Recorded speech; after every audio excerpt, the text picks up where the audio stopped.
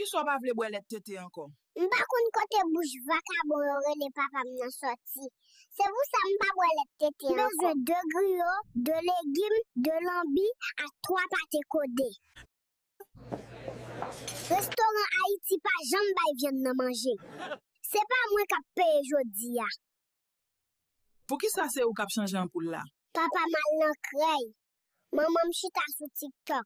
Si m'pa fait, qui est-ce qu'a fait? Maman, pour qui ça papa me toujours a dit, s'ouvre le fond deuxième partie? Parce que li pas jamais gagné premier partie. Ti garçon, côté famille ou? Y'a goumé la kay la. M'kite kay la ba yo. Kounye à koto brale. M'bral loué on kay pour m'rete pour compte moi. Tabouné. Pour qui ça c'est ou k'ap ranger berceau? Papa m'gon moi nan krey li pa jam tourner. Si m'pa fait, qui est-ce qu'a fait? Maman, granou di m'so capote pété.